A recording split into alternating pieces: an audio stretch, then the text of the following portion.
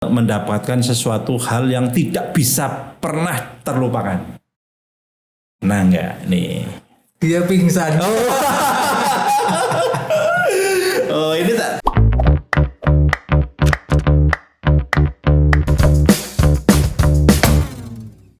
Assalamualaikum warahmatullahi wabarakatuh. Alhamdulillah wa syukurillah wa nimatillah rabbi sholli sodri wa yassirli amri wahlul mutatam bilisandi yaswahu qoli amma ba'du. Para sahabat sekalian dimanapun Anda berada, baik yang di dalam negeri maupun luar negeri, kita ketemu kembali di podcastnya Klinik Hati. Dan hari ini kita kedatangan tamu yang sangat luar biasa, putra terbaik bangsa Indonesia, putra terbaik khususnya Kabupaten Cilacap. Ya, beliau adalah salah satu orang yang memang berkompeten di bidangnya. Khususnya saat ini beliau menekunin yaitu usaha dan berkarir di dalam bidang perbatuan. Para sahabat sekalian, beliau adalah salah satu pendiri, mungkin lebih identik ke acara-acara yang luar biasa yang beliau sering diadakan di mana-mana, khususnya di Kabupaten Cilacap. Nah, alhamdulillah berjalan dengan lancar, berjalan luar biasa. Kalau tidak orang yang hebat tidak akan bisa seperti itu. Nah, kita nggak usah berpanjang lebar, kita nggak usah lama-lama lagi, langsung saja. Siapakah beliau? Beliau adalah Kang Aden, ya, mohon maaf, Kang Aden, yaitu nama lengkapnya Aziz Suryo Lelono. Assalamualaikum Kang Aden. Assalamualaikum warahmatullahi wabarakatuh. Sehat ya Kang Mas Aden? Alhamdulillah. Ya. Baru ketemu nih, sudah saya undang udah lama ini para sahabat. Beliau sibuk sekali, ya. Banyak sekali kerjaan dan kontennya beliau yang sangat luar biasa. Oh iya, saya hampir lupa. Beliau adalah salah satu YouTuber terbaiknya Kabupaten Cilacap dan namanya YouTube-nya itu Permata Nusa Kambangan. Nah ini kita ngorek-ngorek langsung sama beliau nih yang empunya YouTuber. Baik, asli dari Kabupaten Cilacap ya. Asli Cilacap ya. Lomanis Cilacap. Putra Cilacap asli berarti ya. Oh, di Lomanis. Lomanis. Iya, baik. Untuk mungkin pendidikan seperti biasa ya, mungkin SD, SMP, SMA kayak gitu ya. Alhamdulillah kalau untuk pendidikan sampai S3 saya. Masya Allah, Sekolah menengah kejuruan saja. SD, SMP, SMA gitu ya. Itu betul. Ya, baik, ngomong-ngomong sudah berkeluarga belum nih, Mas? Kalau untuk berkeluarga pernah ya. Untuk saat ini masih single. Nah, ini para sahabat yang cewek-cewek nih. Ini peluang usahanya hebat, rezekinya lancar, amin, uangnya banyak, karirnya bagus tuh, calon jodoh yang baik ini. Baik. Mas Aden sendiri mungkin sudah menekunin di bidang perbatuan seperti itu, ya bahasa kerennya mungkin gemstone. Nah, gemstone itu sudah berapa lama nih? Kalau untuk menekuni secara spesifik sebenarnya sampai hari ini pun belum, karena sifatnya untuk batu hobi. Hobi. Karena untuk di pekerjaan tetap menekuni pekerjaan kalau pas ada, karena kebetulan saya juga sifatnya kerja itu serabutan ataupun harian yang tidak tetap. Biasa di project juga. Oh, gitu. Cuma hanya di lokalan saja di Cilacap. Ya. Sedangkan untuk batu, kalau untuk di Cilacap, untuk mengawali perkumpulan ataupun sebuah komunitas di Cilacap itu kurang lebih di tahun 2014 sebenarnya. Iya. Waktu itu mungkin awal-awal booming di kota besar seperti di Jakarta ataupun di kota-kota besar lainnya. Bandung, Medan, Surabaya dan sebagainya ya. Saya punya ide untuk membuat sebuah komunitas di media sosial. Waktu itu saya iseng-iseng waktu itu saya buat sebuah komunitas di media sosial di Facebook itu penghobi batu Permata Akik Cilacap. Iya. Saya ingat betul di Facebook waktu itu belum ada komunitas batu di Cilacap. Itulah awal mula saya membuat komunitas itu, kemudian dari beberapa kawan yang masuk saya ajak untuk kenalan, kemudian setelah mungkin ada sekitar 20 orang saya ajak untuk kumpul-kumpul sekedar sharing kopdar di waktu itu di alun-alun Cilacap. Seperti itu. Iya. Nah, ini hobi pengoleksi batu dan sebagainya. Hobi jadikan habit itu kebiasaan, jadikan mata pencarian. Ya. Jadi ketika kita sudah bisa baca peluang ya, Masya Allah, hobi jadikan habit, terus selanjutnya bisa dijadikan ladang uang atau usaha.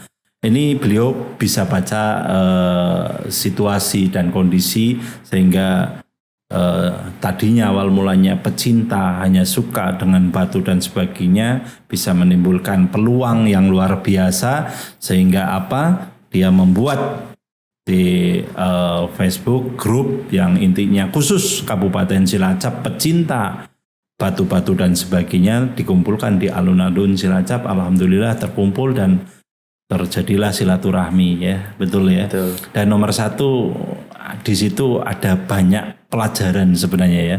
Pelajarannya dengan adanya komunitas seperti itu nambah silaturahmi, betul ya. Betul. Nah, itulah sama-sama pesuka, pecinta sehingga menimbulkan silaturahmi bertambah. Nah ini juga luar biasa para sahabat. Gara-gara batu saya bisa ketemu dengan beliau.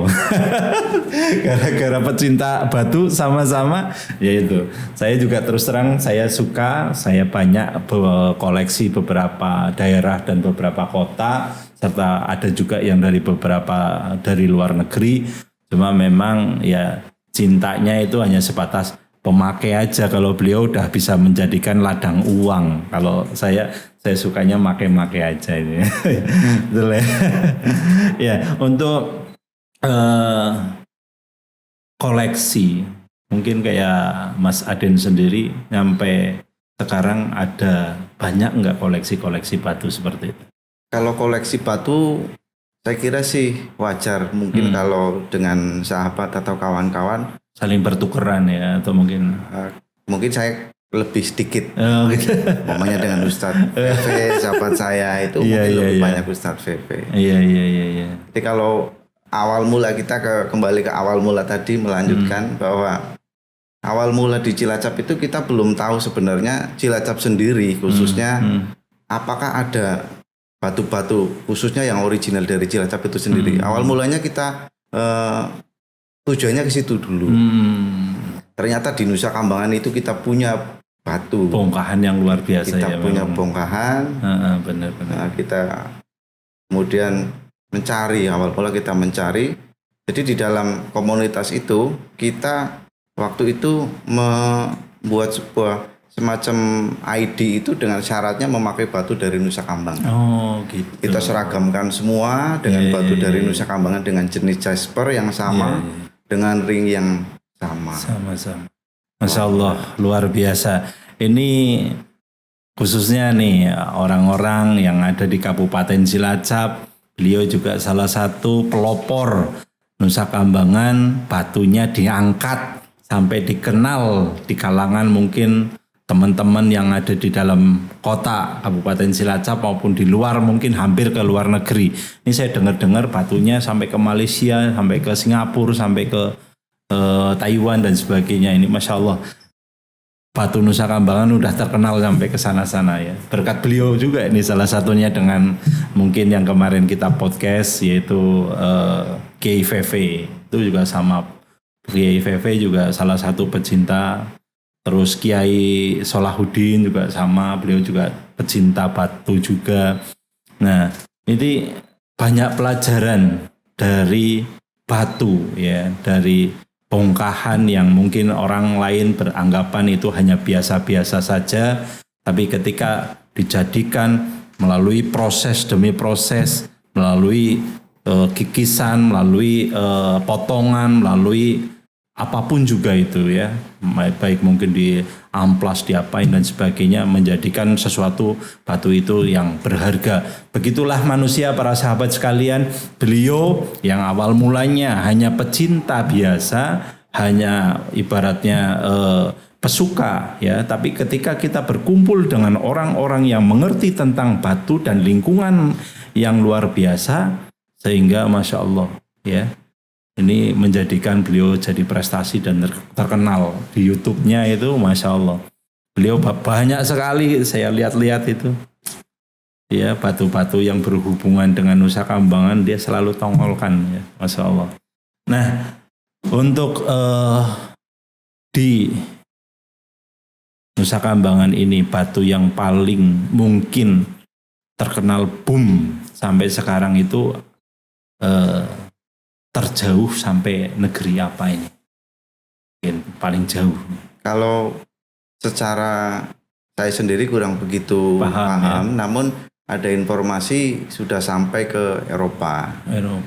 Cuma kita belum tahu untuk kebenarannya secara bukti, karena untuk batu Nusa Kambangan khususnya untuk yang Thomsonite ataupun Natrolite atau lebih orang kita menyebutnya batu tumpang. Batu tumpang. Itu memang ada di luar negeri dengan jenis yang hampir sama, yang warnanya sama pun ada dari Meksiko.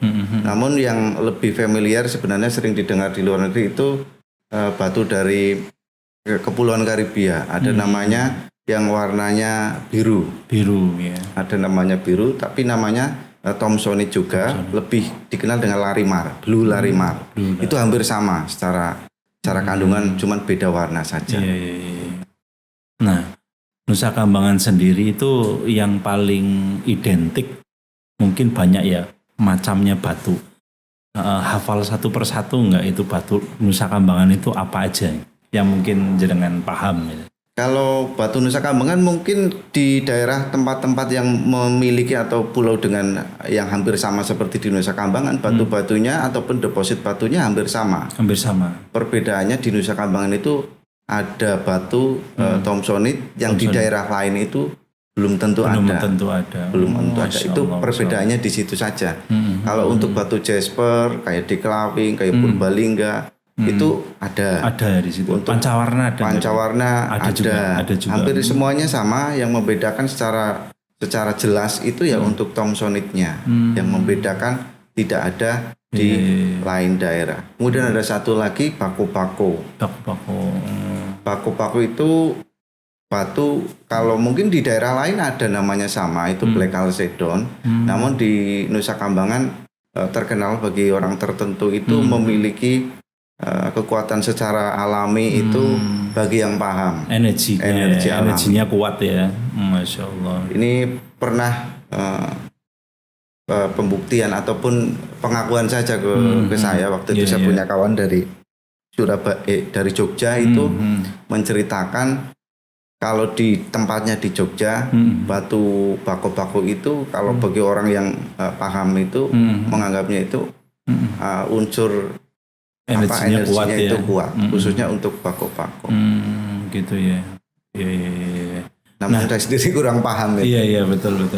Ya memang banyak ya batu, ada yang pecinta memang batunya, tapi ada juga yang pecinta kliniknya ya, karena memang apa, dipakainya itu alam itu ketika memang dipakai mengandung unsur-unsur kekuatan yang luar biasa, wajar-wajar saja, karena apa, mengandung proses, kadang batu itu tumpukannya udah puluhan tahun, jutaan tahun, ratusan tahun, sehingga alam juga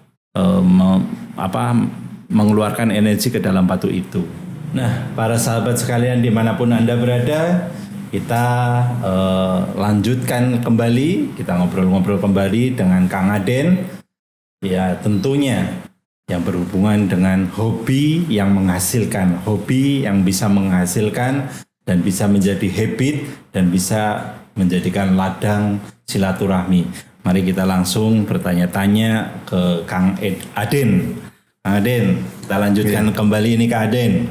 Nah, ketika kita menjalanin hobi yang disukain dan sebagainya, tentunya nih Kang Aden, tentunya banyak relasi silaturahmi yang tidak terbatas, betul ya. Betul. Paling sahabat yang mengerti tentang hal-hal seperti ini, Kang Aden ada nggak punya teman yang mungkin, oh ini ahlinya nih, jagonya nih. Nah, ada nggak yang seperti itu? Kalau untuk batu di Cilacap ada beberapa kawan yang memang dia concern di batu Cilacap khususnya untuk batu Nusa Kambangan. Iya. Kalau ada sahabat saya ada Ustadz VV, ada. Kemudian ada kawan yang lain, ada Mas Indra Cahaya yang masih eksis juga. Iya. Ada juga banyak lah sebenarnya teman-teman yang di kota Cilacap eksis juga untuk batu Cilacap. Iya. Kebetulan ini salah satu dari mereka ada ya, diajak ke sini ya, Masya Allah. Ya kemarin kita mungkin sudah pernah kita podcast ya, beliau adalah Kiai, beliau adalah sosok orang yang luar biasa, terbaiknya Kabupaten Cilacap juga. Dan beliau ternyata di sisi lainnya ya, selain mungkin berhubungan dengan perbatuan beliau tahu, tapi juga tentang klinik-kliniknya juga mungkin insya Allah beliau tahu gitu ya. Nah kita nggak usah berlama-lama, kita hadirkan beliau Kiai VV. Monggo Kiai VV. Assalamualaikum. Waalaikumsalam warahmatullahi wabarakatuh. Sehat Kiai ya? Sehat. Alhamdulillah. Aduh, Masya Allah. Para sahabat, ini Kiai VV ya, yang luar biasa. Beliau mengerti tentang keilmuan perbatuan, macam-macam batu dan sebagainya, sehingga kita tepat pada sasarannya, tepat kepada yang kita tuju ya. Kita langsung bertanya-tanya, beliau ini pakar-pakarnya perbatuan di Kabupaten Cilacap. Kita langsung tanya aja. Kiai VV sehat, alhamdulillah ya. Alhamdulillah sehat. Nah, ini Kiai, mohon maaf ini ngerepotin lagi nih. Sendirian udah berani dia. Iya, Masya Allah. Iya. Ini pakarnya perbatuan nih, termasuknya Pak Kiai ini. Nah, Pak Kiai sendiri mohon pencerahan nih. Selama ini mungkin berpikiran bahwa batu ini larinya nanti jadi ke musyrik, syirik dan sebagainya. Monggo ceritakan tentang perbatuan ini yang kiranya insya Allah kita aman nih dari perbuatan musyrik dan syirik dan sebagainya. Monggo pakai versi Kiai, monggo. Assalamualaikum warahmatullahi wabarakatuh. Waalaikumsalam warahmatullahi wabarakatuh. Seperti yang sudah saya sampaikan kemarin, jadi pada intinya yang pertama ya kita harus meniatkannya itu seperti kata rekan-rekan juga di negeri jiran sana, itu sebagai salah satu untuk usaha untuk mengekalkan sunnah, karena Nabi sendiri juga pernah memakai cincin. Dan cincin Nabi itu ada dua. Yang pertama itu memang dari batu Habasi atau batu Ethiopia. Yang kedua cincin Nabi yang digunakan untuk stempel atau cincin Nabi, cincin stempel Nabi itu yang ada kaligrafinya Ar-Rasul Allah Muhammad gitu. Jadi untuk zaman dulu kan surat ada kayak lilin merahnya itu ya. Betul, nah itu di stempelnya pakai cincin begitu. Seperti itu. Baik. Nah, sedemikian luar biasanya berarti di Kanjeng Nabi aja dulu sudah menggunakan seperti itu. Artinya ketika ada orang yang bilang A, B, C, udah mereka mungkin mempelajarinya mungkin tidak sampai detail sampai seperti itu ya Pak Kiai. Atau mungkin ada yang ngejat, ini memang tidak aliran saya dan sebagainya ya, Masya Allah ya. Jadi ya udahlah, biarin aja yang seperti itu. Tapi ketika kita memang ikutin yang dianjurkan oleh Kanjeng Nabi atau mungkin yang dilakukan oleh Kanjeng Nabi, insya Allah aman ya. Aman insya Allah. Nah, untuk masalah perbatuan nih, mungkin Kang Aden tadi menyampaikan kalau Pak Kiai ini salah satu pakarnya nih, membuat serat-seratnya jadi timbul, auratnya jadi mancar, terus sekali poles langsung des menjadi permata. Nah ini ceritanya gimana? Apakah awal mulanya dari hobi juga? Iya, jadi dulu saya sempat jadi penambang batu di Nusa Kambangan. dan termasuk yang fisiknya paling lemah mungkin ya. Kalau yang lain memang tenaganya itu kan memang mereka Kuat-kuat, benar-benar penambang iya. batu yang profesional. Kalau saya kan sekedar ingin tahu, Iya, Jadi salah satu cara untuk bisa memahami ayat-ayat Allah yang tidak tertulis itu kan dengan tadabbur alam. Tadabbur alam, Nah, betul. seperti itu. Saya lebih larinya ke situ. Dan itu membuat apa istilahnya, rasa kita menjadi lebih peka kalau kita berada di tempat-tempat seperti itu. Bayangkan di tengah hutan, tidak ada aliran listrik, tidak ada radioaktif, tidak ada sinyal HP dan lain sebagainya. Kan otak kita jadi lebih jernih nih. Kalau pandangan secara apa ya, istilahnya secara ilmu pengetahuan. Nah, Iya, konsentrasinya lebih tajam iya, gitu ya, betul. Iya, otak kita tidak terpolusi dengan aliran-aliran radio atau televisi atau apa begitu kan. Nah, bayangkan di tempat seperti itu kita bisa fokus, kemudian berusaha untuk tadabbur alam, itu energi yang masuk ke dalam diri kita dan saat kita pulang itu masih terbawa. Iya, pasti. Begitu. Itu betul. Nabi sendiri kan dulu pernah di Gua Hiro 40 hari kan 40 begitu. hari di Gua Hiro. Iya. Kalau di sini di gua mana? Tapi paling tidak kalau belum bisa seperti Nabi, paling tidak kan kita berusaha untuk sedikit untuk bisa meniru begitu. Betul, tadabbur alamnya ya. Cara kita bervertikal kepada Allah. Nah, betul cara sekali. kita Ya. Mungkin bisa lebih paham ini, Pak. Aduh, jadi dikorek-korek deh. Iya, Masya Allah. Itu nikmatnya luar biasa. Betul, kalau sholat di kota istilahnya ya, sholat ya sholat. Tapi kalau kita bayangkan di sana airnya ngambil di sungai, tempat sholatnya kita harus ngerapihkan batu dulu biar enak buat sujud. Itu nikmat sekali. Padahal ya badan capek, berkeringat, campur lumpur kadang. Betul. Tapi insya Allah itu kan rusuh lah, satu keringanan. Artinya Insya Allah. ya di tempat seperti itu mau bersih bagaimana kan, namanya juga masuk hutan ya. Nikmat sekali di sana memang. Cuman capeknya juga luar biasa. Pasti. Masya Allah ya keilmuannya. Mas Aden juga pernah ikut Mas Aden beberapa kali ke Nusa Kambangan. Meskipun dengan bersusah payah. Iya, Mas Aden sendiri berarti pernah ya ngikut tadabbur alam ya, bareng sama GVP ya. Bareng Ustaz Masya Allah, iya. Mas Indra, Mas Singgit juga pernah, ada juga kawan lain yang sama-sama. Gitu. Nah, di saat ya mohon maaf nih Pak Genon saya di saat pas lagi tadabbur alam seperti itu mungkin ke Kang VV ke Kang Aden, harapannya Kang Aden saat itu apa nih? Apakah mendapatkan sebongkah permata atau batu mulia atau mungkin ketenangan hati atau saya manut aja kiai ini lah sing penting selamat tuh gitu. Itu gimana nih Kang Aden ini? Kalau saya pribadi sebenarnya ya awal mula ingin ke sana ya rasa penasaran sebenarnya di Nusa Kambangan seperti apa sih cara mendapatkannya, kemudian medannya seperti apa. Lebih cenderung ketika mau ke Nusa Kambangan itu di situ yang dipikiran. Setelah ke sana ya luar biasa, bahkan ada dari beberapa kawan ya pusing atau apa, bahkan saya juga sempat pingsan juga. Masya Allah. Ada benturan-benturan ya. Biasa kalau di daerah-daerah tertentu yang memang masih wingit ya, kalau bahasanya di supranatural ya, itu masih wingit, tempatnya yang jarang keinjak orang dan sebagainya. Memang tenang, memang enak gitu untuk tadabbur alam, Masya Allah. Hening, cari bunyi air netes saja, ting gitu kan, ting ya, itu paling luar biasa. Di saat pas lagi kita mencari kebesaran keesanan Allah, disitulah paling gampang itu ya bagi makanya saya ngeliat batu itu sama aja dengan ngaji kalau iya betul. Nah itu juga banyak juga proses-proses yang untuk mendapatkan itu kan. Nah itu juga yang luar biasa. Betul.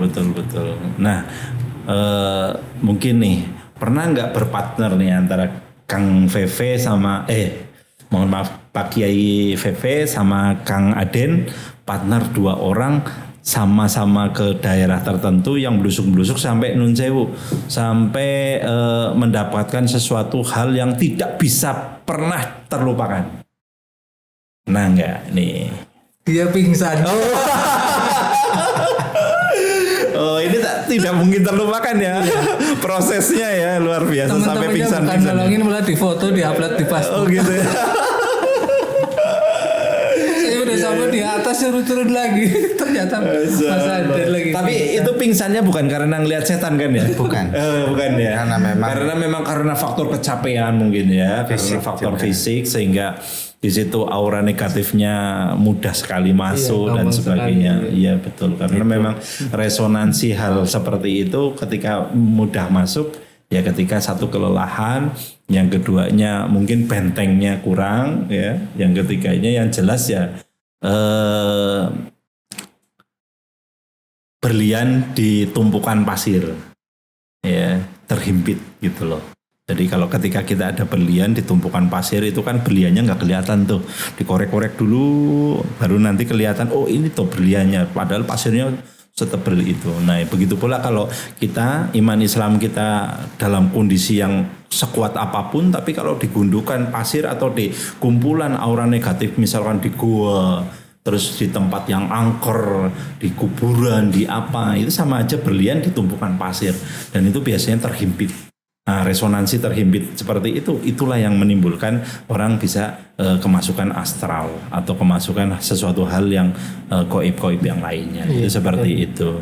Jadi ini sama-sama belajar. Para sahabat sekalian dimanapun Anda berada, silaturahmi ini memang luar biasa. Ketika memang benar-benar kita melakukan silaturahmi dengan baik, maka insya Allah akan positif. Begitu pula perkumpulan kali ini juga kita ngobrol seperti ini, ternyata banyak sekali manfaatnya. Ketika memang kita mendengarkan dari awal sampai akhir, nanti jangan di skip. Ya, terus tonton. Saya yakin kita mendapatkan keilmuan yang sangat luar biasa, terutama dari pakar-pakarnya, yaitu pertama Kiai VV, yang kedua Kang Aden yang ahli perbatuan.